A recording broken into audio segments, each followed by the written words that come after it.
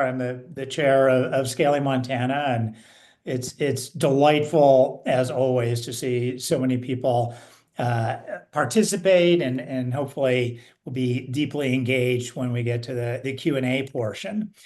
Scaling Montana, our mission, we're a nonprofit organization. Our mission is to make Montana the best place to launch and grow tech companies. We do that by engaging, encouraging, educating, and connecting all the parts of the tech ecosystem, and the tech ecosystem that is resident in Montana, but then also all, the diaspora of folks all over the country and all over the world that have a shared love of Montana and come together to help us be successful. This speaker series is one of the ways that we connect the dots, and it's really meant to bring together people, insights, real world stories that can help entrepreneurs and other members of our ecosystem navigate various challenges related to scaling. Now, today's guests, as Jenny mentioned, are on the forefront of that effort. Les Craig, I'm sure many of you know, a former Army Ranger, now general partner at Next Frontier Capital. He's known for backing brilliant founders across the Rockies and for telling a good story or two along the way. Garrett Smith is the founder and CEO of Reveal Technology, and he's building a battlefield-grade AI tools that earn his company a spot on the Andreessen Horowitz American Dynamism 50 list. That's a really cool list. If you haven't seen it, check it out. And you may, of course, have seen Garrett last week if you went to the Montana Festival. And today we're going to go deeper. So without further ado, let's dive into the conversation between Les and Garrett. Take it away, gentlemen. Awesome. Well, thanks, Philip. Really appreciate the kind words and then the great introduction. And just so all cards are on the table, one of those brilliant Montana founders that I've had the privilege to work with is Garrett Smith. There he is. So I'm excited that Next Frontier Capital was able to lead the Series A and Reveal about almost exactly a year ago, a little over a year ago. So. Yeah, so Garrett, why don't just to kind of break the ice, we're both combat vets. We've both been deployed. Do you have a favorite place that you've been deployed? Um, yes. Each was charming in its own way, I'll say. It's a good question. And I mean that charming comment somewhat seriously. I've enjoyed being deployed to operational settings and as you know, Les, and as many in the audience probably know, like combat can be a bit exhilarating and kind of fun at some level, but it's also terrifying and can be totally traumatic. And at minimum, it's all very, very memorable. And so I've been the beneficiary of great leadership and being a part of many really excellent warfighting organizations. And so I've spent time in South Asia, specifically Afghanistan, along the Pakistan border. I've done strategic partnering stuff on the periphery of Jammu and Kashmir, supporting Indian Army operations in the subcontinent. I've been all over the kind of the Pacific Rim and partnering in strategic training exercises and, kind of like lightweight deployments, and then some counter-narcotic stuff in South America. And all of that has been incredibly rewarding and really has informed a lot of who I am as a person, but also informed a lot of how we're approaching our business and the kind of the passion and energy that we've injected into product development and our kind of understanding of the target surface for taking those products to market. But I don't know, of all of those, I mean, like the food was probably the best in India, right? I mean, like we were paired with the Indian Gurkha rifle with 2-4 Gurkha rifles, and they're all Nepalese. And so Nepalese food is just outrageously good.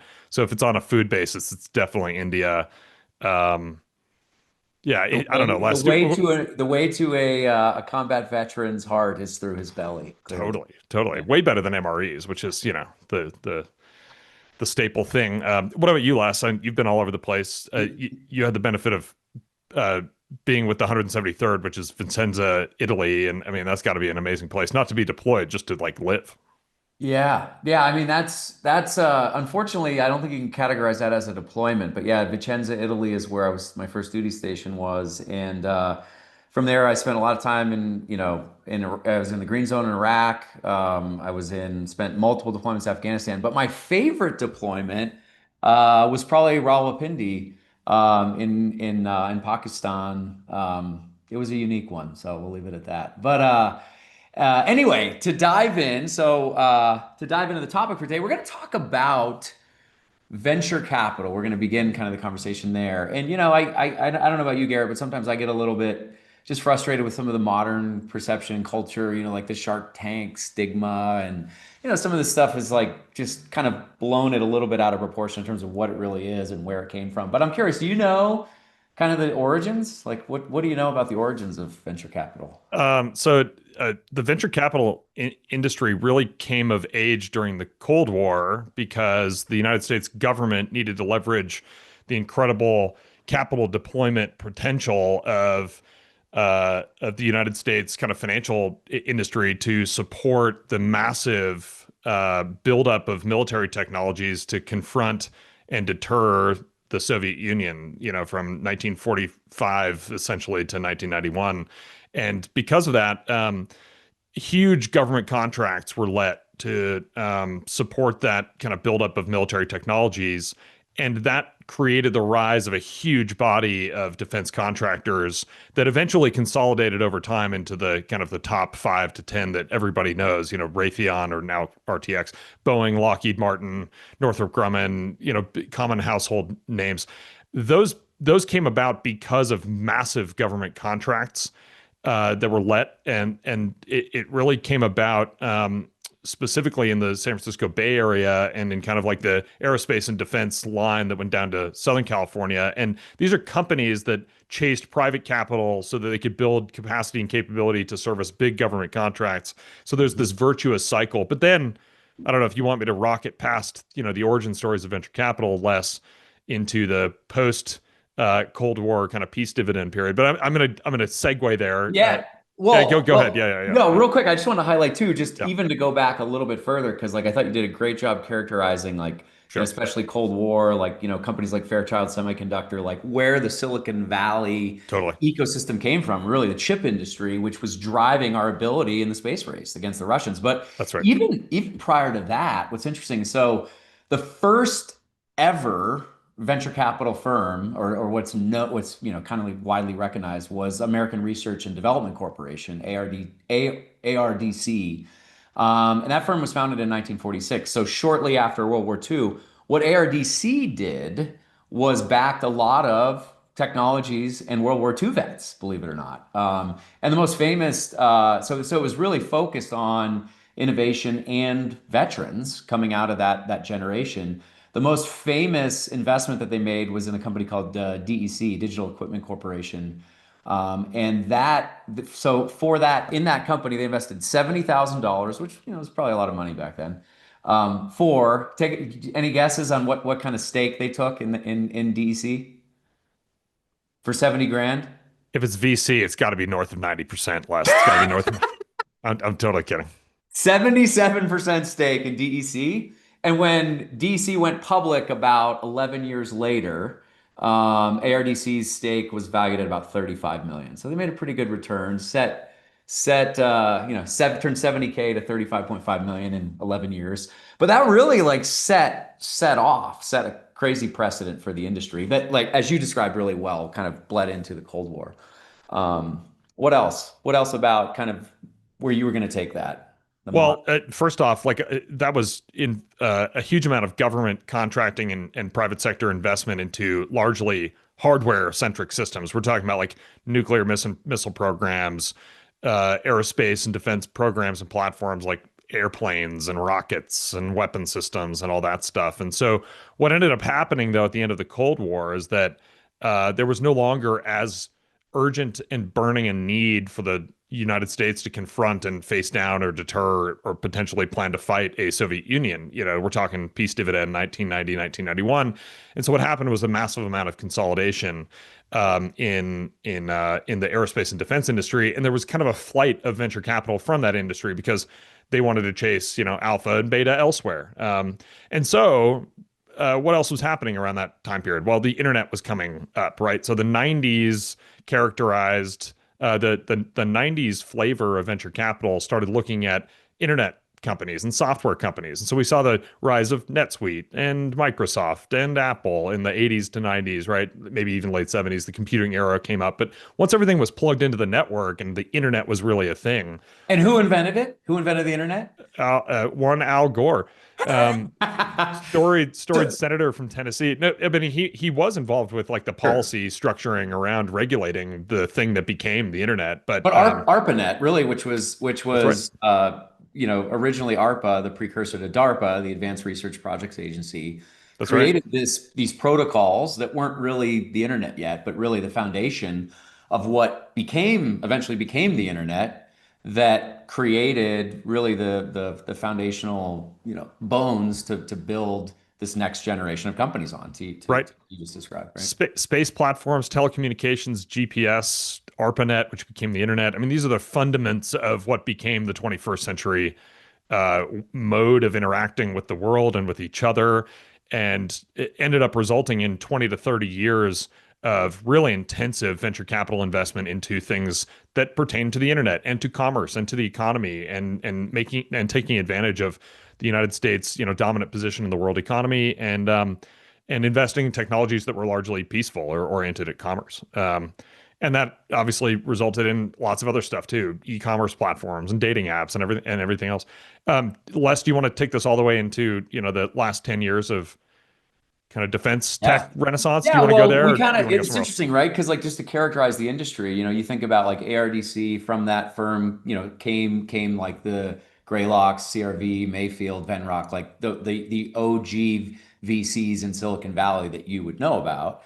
And then from that led to a whole nother generation, sort of like generations, and the children of these firms that became the parents of the next firms into the late 90s, into the early 2000s, the dot-com, boom and bust. And then, things got a little bit different, right? Like, so defense sort of fell out of favor.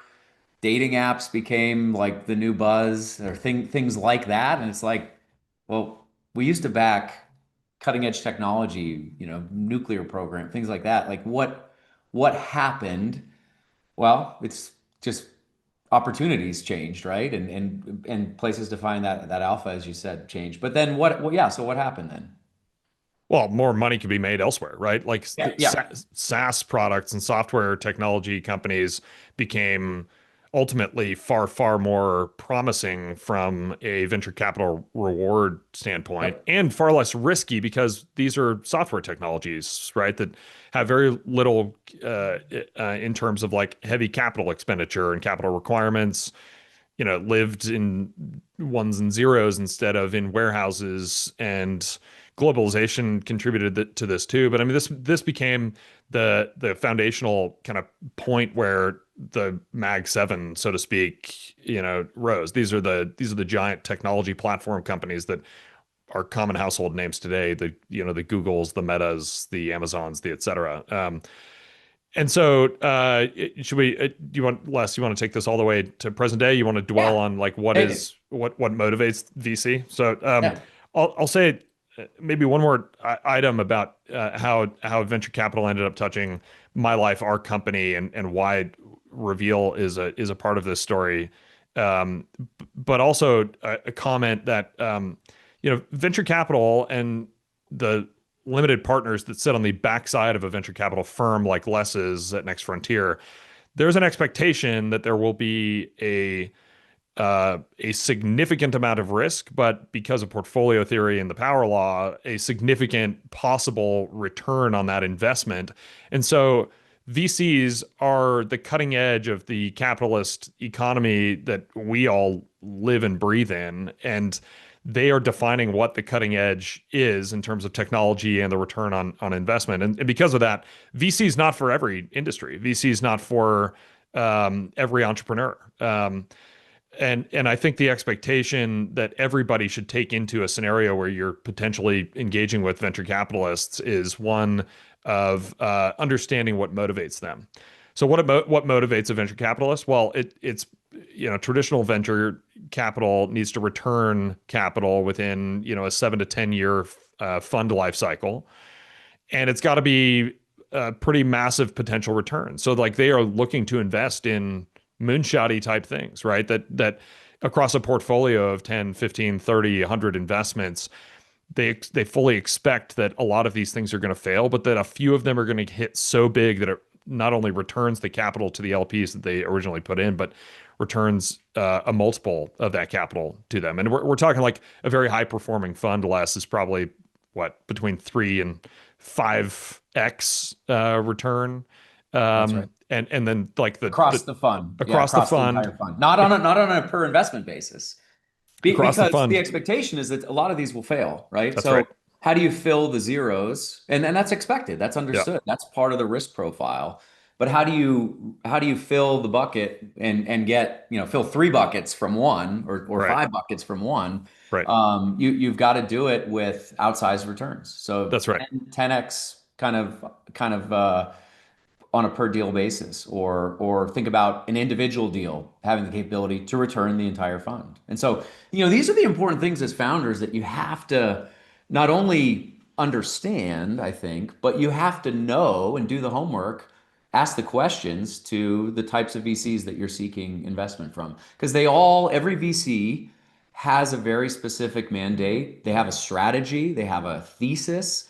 And when they go out to raise a fund, they are getting backed by people who believe in that mission and that fund, and that is their mandate. Once they take those LP commitments, is they have to execute on that strategy. And so you have to understand: do I fit into the strategy, and can I produce the type of returns that are expected based on the risk profile? And usually that's based on is this a fund looking at primarily pre-seed or seed deals, seed to Series A to Series B, or growth, beyond that. So it's very important to understand those details and ask some of those questions when you're exploring.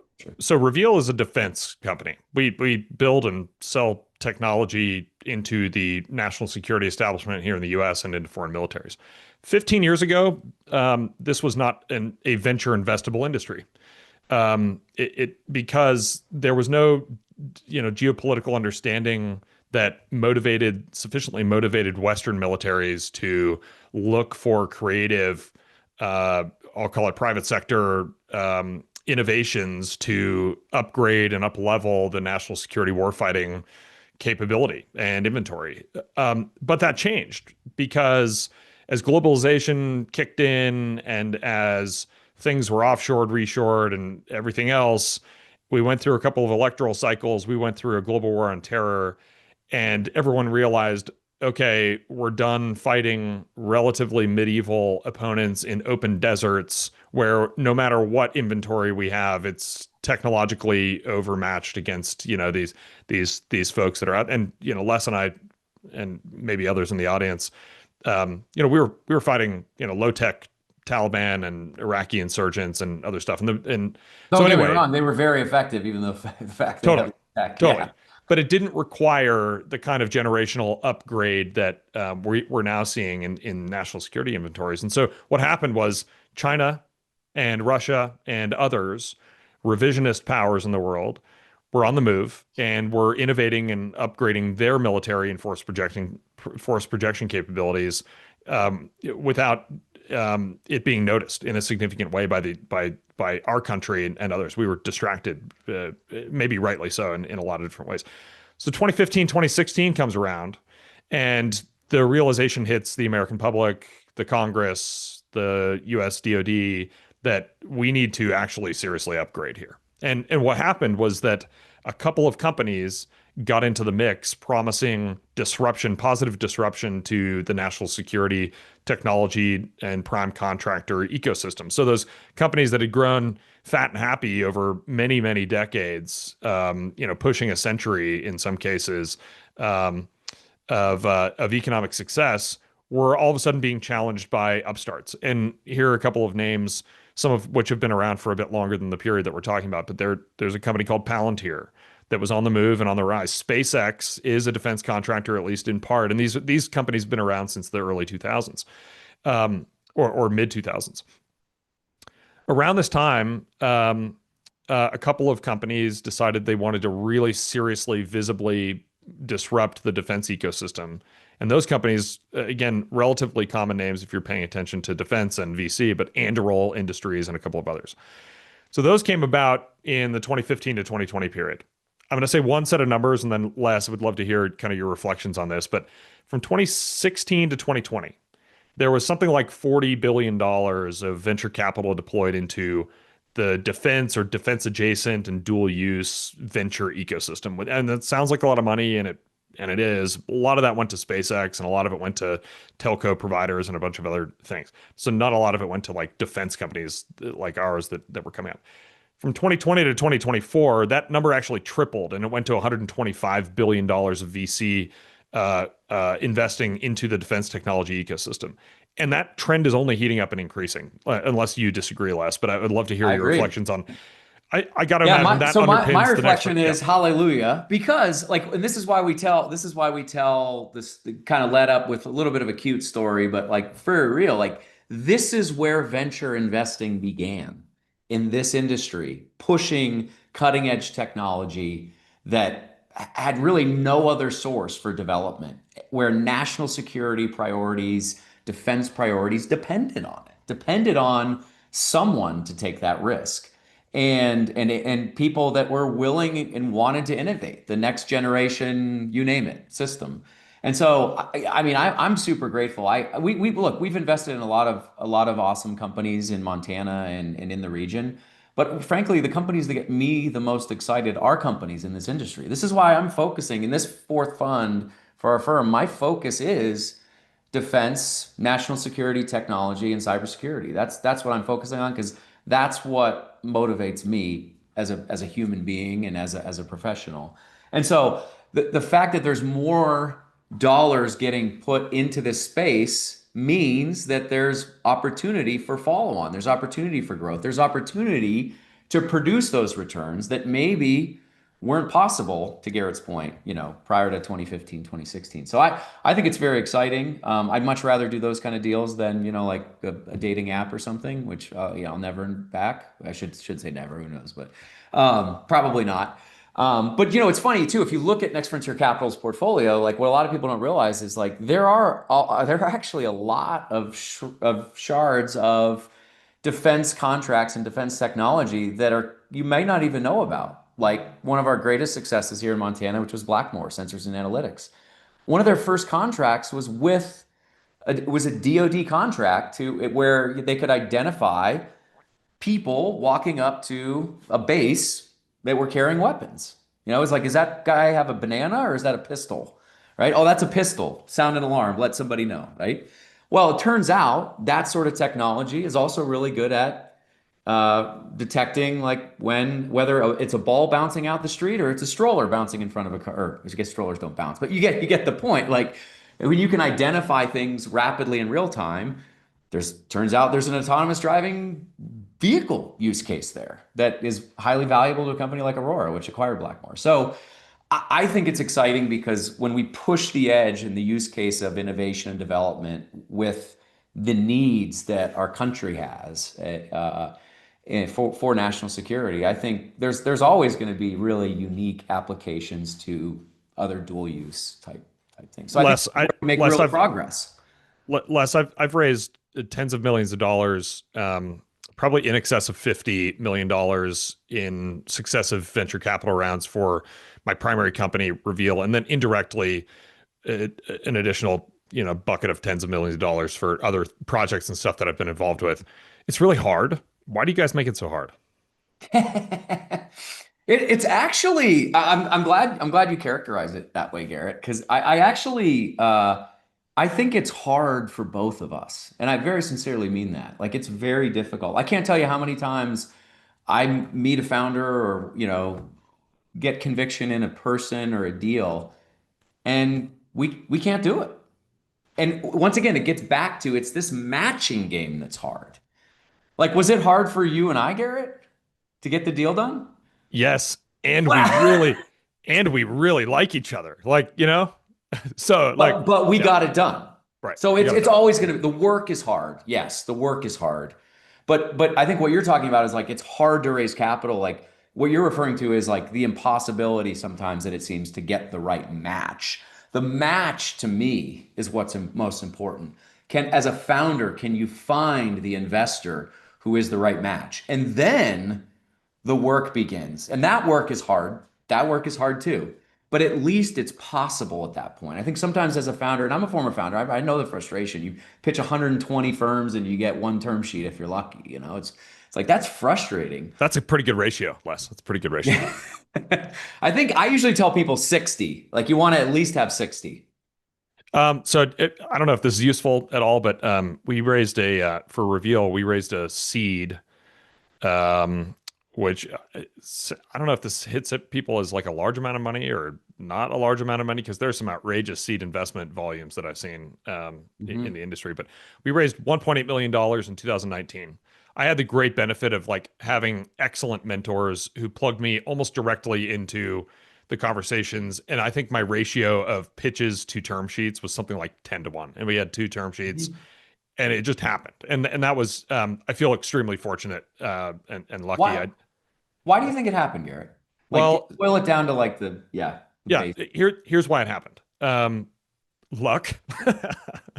Like luck is seriously a part of it. There's chance involved with all sorts of stuff. But if I were to say, what did we have control over that we put into place so that it was a relatively easy process in the seed round in 2019? I had spent years building network and relationships with people from whom there was no immediate yield of value, but I knew in future I would want to either be affiliated with them or learn from them or maybe, approach them for investment. And so by the time I had a great idea, I'd already kind of been circulating my intentions amongst my mentor, advisor, and investor network for a long time. So like, I think I could say that I spent, 4 months raising a series seed, but really I'd been like soft raising it for 5 years, right? I mean, like it's the 5-year overnight success, right? It's the 5-year overnight success. That's right. Yeah. And so this is a recommendation, I think, like go out and build network, right? Like network with people and get to know people, understand their motivations, understand what they're doing. And very naturally over time, as you build that kind of a network, like opportunities emerge from that. And it just so happened that some of those opportunities came in the form of willing lead and follow-on investors in a seed round. And then, we raised two different convertible debt note financing rounds, I'll call them, in 21 and 23. And those were mostly made up of insiders. And so we'd been performing after the Series Seed, and our insiders loved us, and we were demonstrating traction. We were disciplined.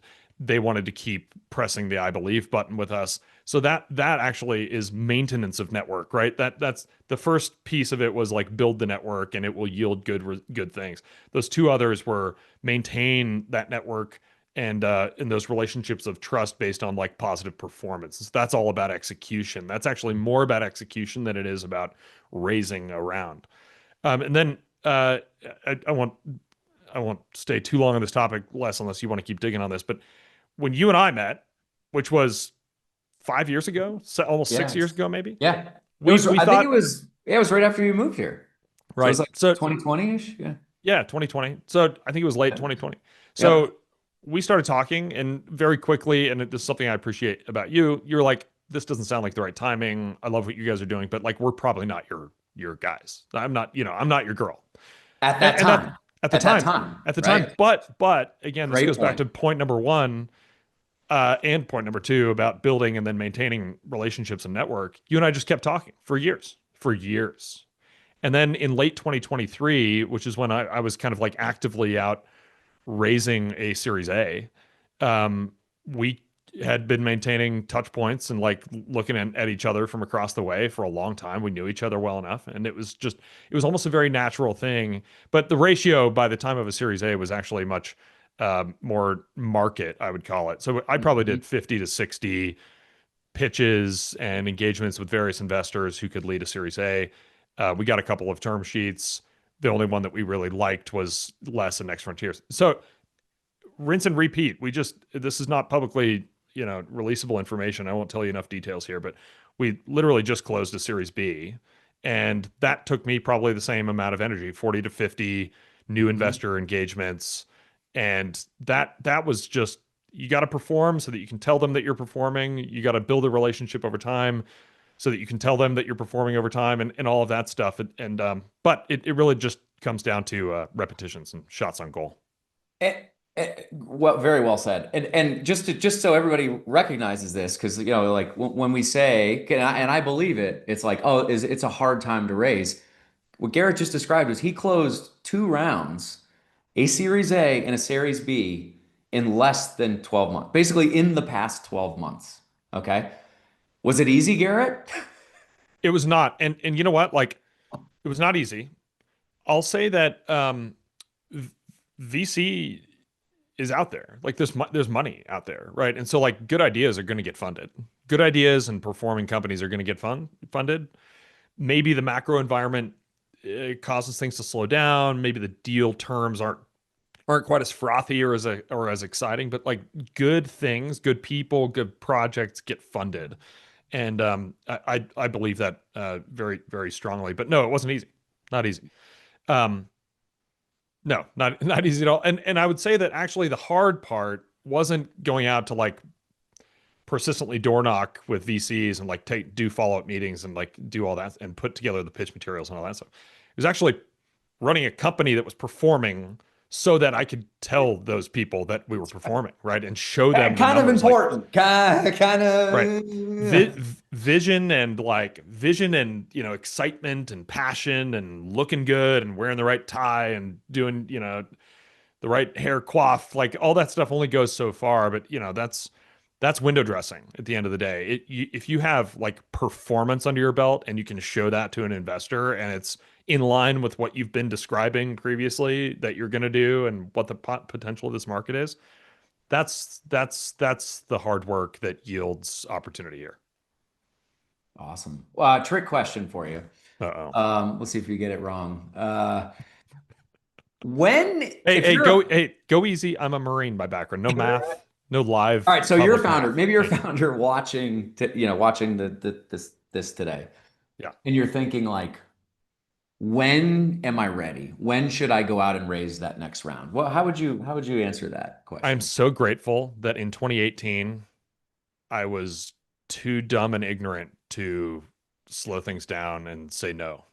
Okay. I actually think that like doing stuff before you're ready is the time. That's when you got to do it. Because this is such a crazy, weird, dynamic thing to do that nobody's ready for it. Nobody is ever ready for it. And if the iron is hot and the opportunity is there, like go do it. I'm not an MBA. I'm not, I'm a Marine by background. I don't know how to build companies, but I didn't know that in 2018. I knew just enough. And then this is where I'll weave in a thread. And I know I'm getting the answer right here, Les, because I'm that confident. I'm that cocky. But so much value in having an awesome team. So my team, my co-founders, we cover for each other. We make up for each other's shortcomings. We're very complementary. We knew each other before starting this. I think that's actually really important. This was not a cold start relationship when we signed the, incorporation documents. We'd known each other for a long time. We all came from the same company before we did Reveal. And so anyway, what I'm saying here is do it before you're ready, because you're never going to be ready. And do it with people who are going to work their asses off with you and make up for and hustle around the shortcomings and problems that you're always going to encounter. It's good advice. You got it pretty much right, but I'm going to set one more trap for you.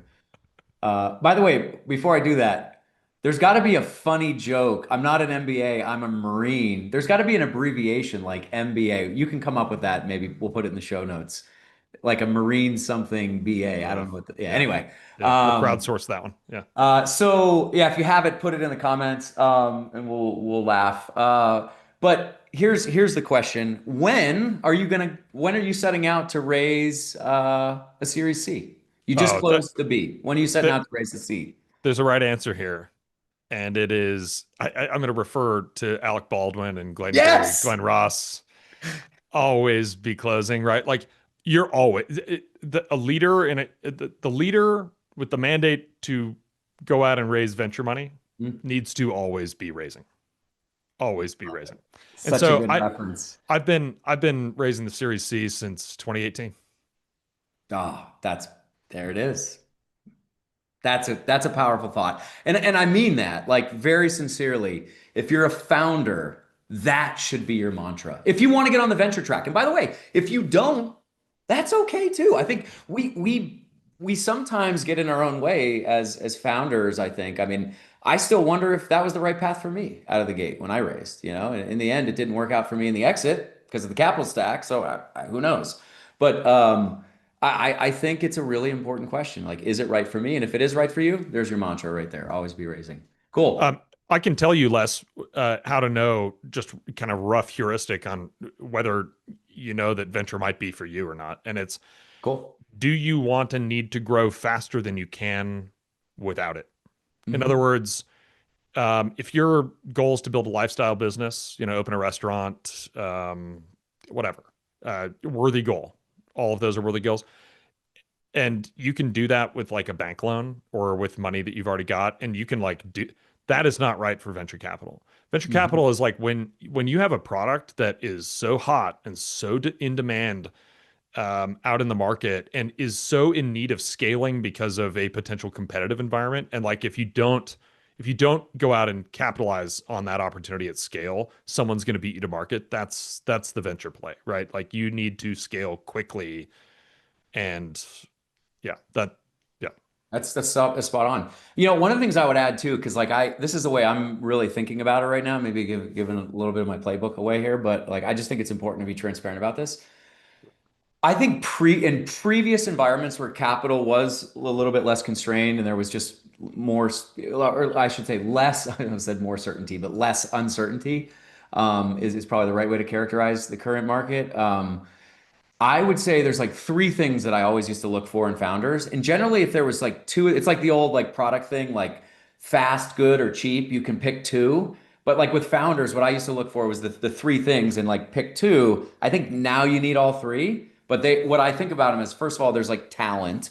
And that generally boils down to like some deep expertise that you have, whether it's domain expertise or technical knowledge, you have talent and expertise, number one. Number two, you are driven. You have this like relentless motivation and obsession about this problem, which ultimately leads to your ability to hustle and just push through walls. It's like that grit piece. And then the third thing is execution. Like you have to be able to drive results. Otherwise, it's like a one and done. You never get there. You never get the results that are necessary, to Garrett's point, to get the attention, right? And so like those are the three. I used to say like if you have two of those and maybe with the right management team or the right key hires, you could get the other one. You need all three of those now more than ever. And so then Les, you're saying that those three things need to exist in the founding team. yeah, exactly. In the team. Thank you. Not just I say founder, I mean founding team. Thank you. But yeah, talent, drive, execution. And then the fourth thing that actually has become almost like a footnote, but maybe even like the supersedes those four is like, you've got to be, I call it fundable. And that means you have to be a visionary and a storyteller. If you're not good at that, like get good at it. Go join some improv class, like get on stage. Like you've got to be a storyteller. It's just, I can't tell you how frustrating it is when you have a founder that has all three of the great things, but they just can't. I've experienced this and it's so frustrating. They just can't drive a process or, or they can't tell the story. And that's hard. It's hard to accept when like everything else is going great, but they just can't get a term sheet. And it happens. I had to learn. I had to learn that. Yeah, there you go. Marines are not often great storytellers. We're very good at being directive. Navy SEALs, on the other hand, they can write books. They can tell stories. They can tell stories. They really can. They really can. Do we have anything else, Garrett, just as we kind of wrap up? Are we ready for some questions, Jenny?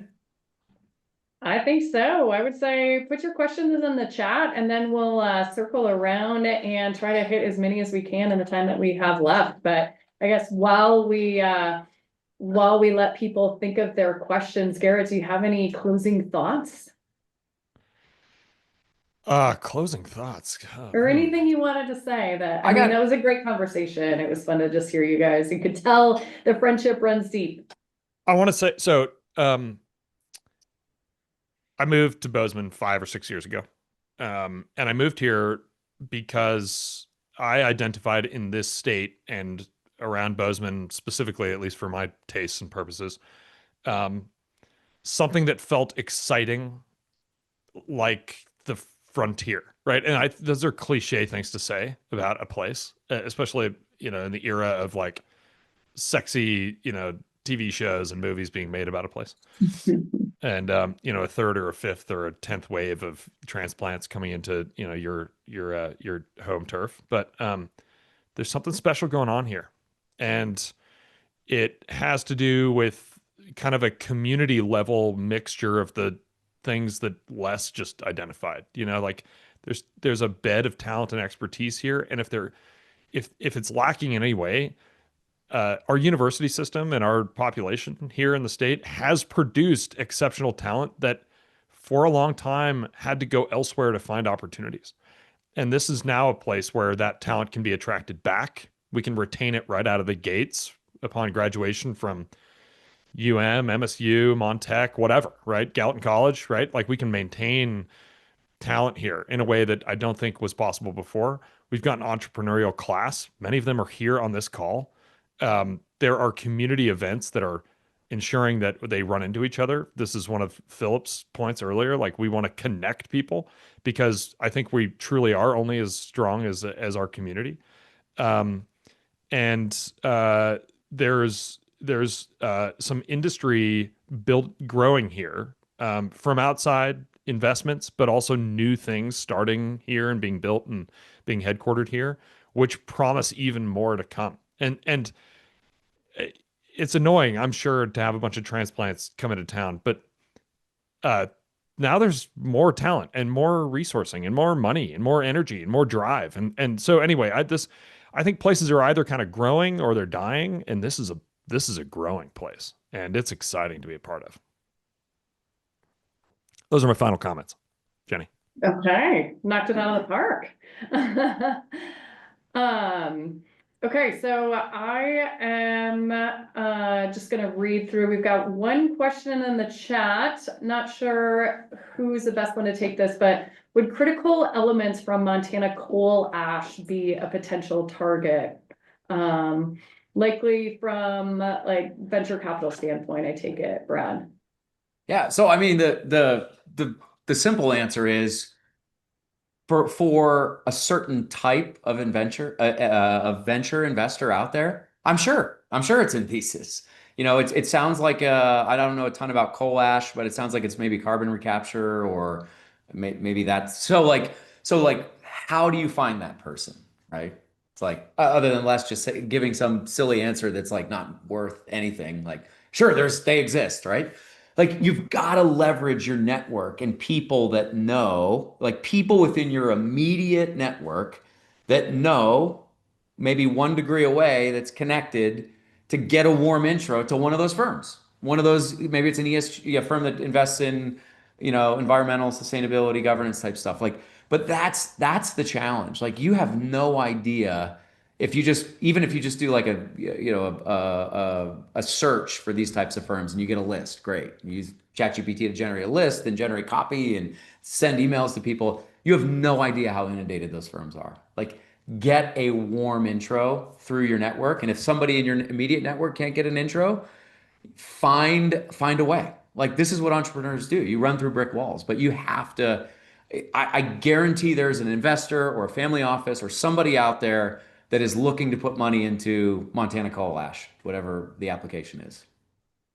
Hopefully that's helpful, but like I said, I know it can be hard, especially the more niche you are. Like that seems like a very niche technology or application that, like I said, I'm not even familiar with. The more niche you are, the harder it is. But the other good thing about it is the more niche you are, when you find it, you know it. Like you will be certain, and it will be much easier once you get into the right place, if that makes sense. Garrett, anything else on that? More general advice on like defense tech? Like how did you find defense tech people that wanted to invest in that? I actually think that if it's a niche or a very specific application, product, service, technology, whatever it is, it actually narrows the field down of potential investors that you got to go find, right? So Yeah, I can exactly. imagine the top 10 coal producing, coal processing companies out there, and there's some massive ones, right? Global giant ones. They've got to have some CVCs. This is corporate venture capital teams, right? That invest in the next generation of coal related or whatever, technologies. That would be my top 5 to 10 target list to go out and like sound out whether it's an opportunity and meet with some investors who are looking at the next generation of coal technologies and coal services. And Yeah. again, I'm probably way off base here because I don't know. I don't know anything about coal, but The that's other where I would start. No, it's great advice. And the other thing that's related to that is like, don't waste a single opportunity, even if it seems like a dead end. It could be the person that you least expect that like just takes a meeting with you because you have some personal connection or whatever, but they're like, yeah, this isn't for us. Ask them, who is it for? Ask them to help. And it's like the hustler entrepreneur will leverage every single little opportunity and fragment it into something that eventually ends up producing the one. Um, Marianne, I'm just calling out your comment in the chat bar. Your question is, you've got an engineer, an MSU grad engineer son, I believe, who's also in the National Guard, CS degree. Is Reveal the kind of place for a person like that who wants to find private sector opportunities? Um, I don't know in that specific case, but Reveal is hiring. I'll say this. Defense technology is a thing. It's heating up. There are a lot of cool companies doing a lot of really cool stuff, and they're all over the country. We just happen to be building it here.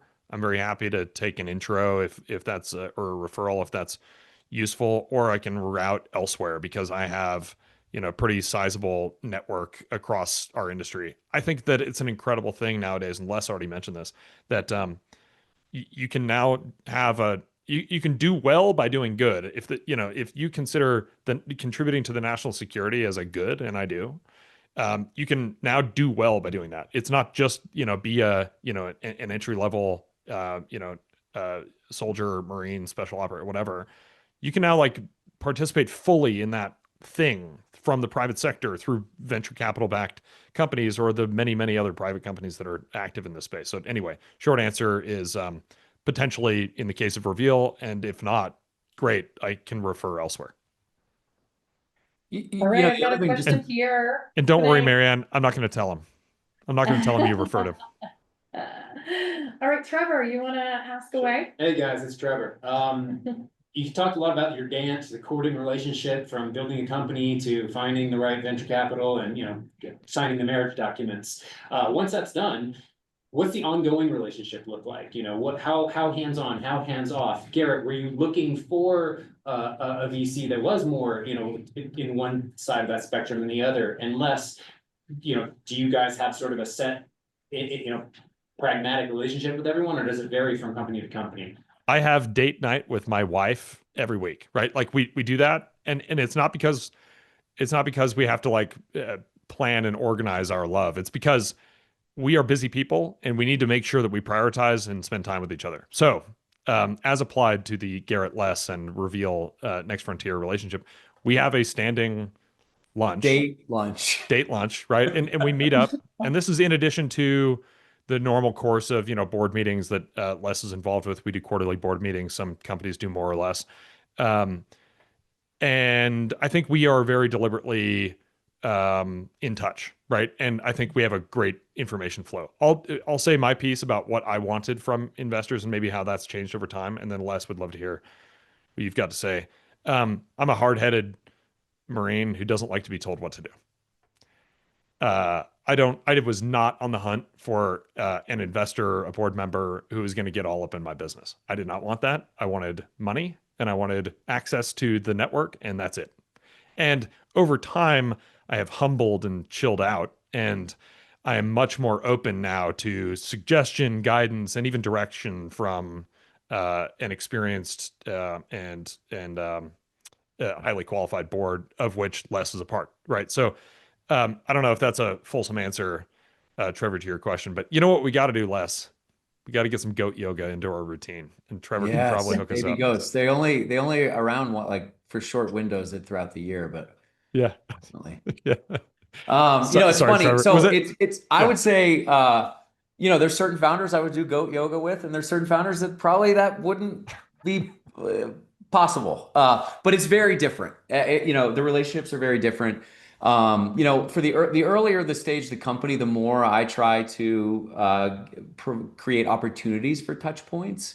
But it evolves over time too. There's a founder that I used to meet with kind of every 2 weeks or so.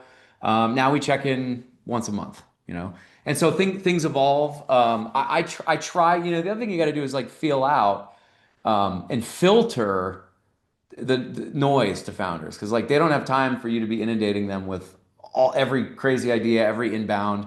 But when I believe there is value, I will engage. I'll send Garrett a candidate for a job or something on occasion. But if Garrett only knew how 20 times that is what I actually see or actually think about, like there's an important filter piece there that you just kind of have to feel out with founders. And it relates to how you build a relationship and manage your whether it's a board seat or board observer seat over time. Cool, thank you. Awesome. Okay, I've got a couple of questions. Maybe we can try to make them rapid fire because they're kind of in the same lane. But first question is, we're seeing like a groundswell of activity in energy tech right now. So like General Galactic and Deep Fission, but obviously they need so much funding that it's kind of challenging for the VC model. So how do you think about funding for large infrastructure oriented companies? Is there ever like a mix of VC and traditional capital? I'd say the answer is like, it goes back to kind of what I said earlier, is like for certain firms, that's just going to be out of the question. For our firm, with our check writing capability, with our targeted ownership, like when you actually box into our thesis, like highly capital intensive businesses, like we just have to say no matter how great the founding is, technology. So it really backs into that principle again. But there can certainly be combinations. I think there's a variety of new funds, new types of structures. Like this industry has to keep evolving. There's no way that the model from the early 2000s through the 2010s to the 2020s, like there's no way it can always stay the same. And this is why it's sometimes frustrating your founders too. They're like, well, I thought you were a seed fund, but you're writing $10 million checks. It's like, well, maybe that's the new seed. This stuff constantly evolves, and ultimately it gets back to, you've got to talk to the managers, like the general partners of funds, to understand like what are you actually doing right now, like today, because it evolves. Yeah. Speaking of evolving, that relates to the next question. Or do you ever consider ag tech startup, or are you like, what's your thesis now? Tell us a little bit more about like. Oh, for NFC? Or something. Yeah.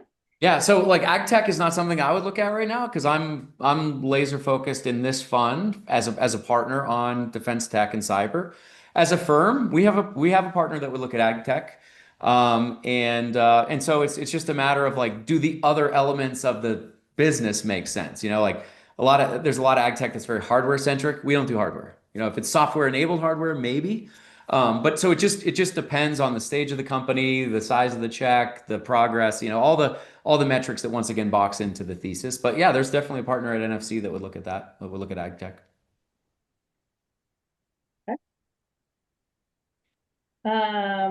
Those are all the questions that we have right now. Does anybody want to throw their hand up and ask the final question to close us out?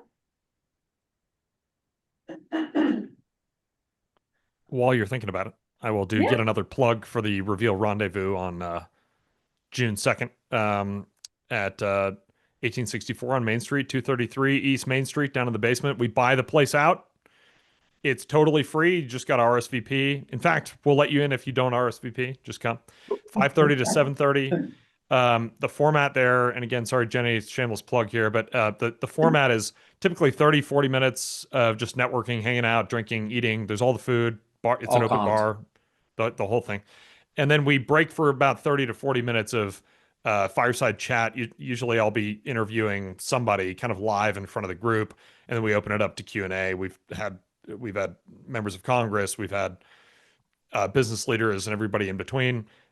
Next Monday, I think is it next Monday or is it 2 Mondays from now? 2 Mondays from now, the second. Yeah. 2 Mondays from now is Brad Palm, who's not only a fellow Marine like me, but he's a chief operating officer for a cybersecurity company called Dreadnode, and he's here in town. So anyway, that's a bit of a ramble, but everybody's welcome. Please come. Great place to start, networking with for your 5-year overnight success, right? That's where you can start There it is. connecting the dots, making some connections. So thanks for hosting. Okay, Rec 31 in Billings. Final question. Yeah, Les, Garrett, thanks so much for your time today, guys. As we wrap this up, would love to know both of your outlooks on venture in Montana. I know we've got a lot of people attacking this problem of enough deal flow, enough capital. Where do you guys see things the next couple of years? What is needed, not only from a capital standpoint, but what kind of founders, what kind of deal flow? We've got however many people here on this call. What do we need to do as a community, as members of this ecosystem to push things forward?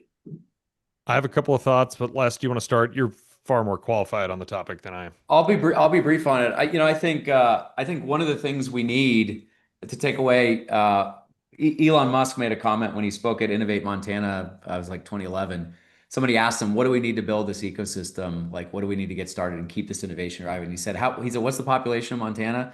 1 million? You need to have more babies." That was his answer. Very Elon Musk of him. But I think we need to just keep attracting more talent. Like He's leading by example on that topic, by the way. That's right. There's not a critical mass of talent here. We need more people. And ultimately, like the capital thing is like, there are people that will connect you to capital. Does it need to be here? There's Two Bear up in Whitefish. They're doing great work. There's NFC in Bozeman. Like there's plenty of capital. And it's not just those people writing the checks. It's our networks writing the checks. So get in front of the right people, get the capital from out of state if you need to. But what we need to do is continue to attract more technical talent and technical leadership, I think.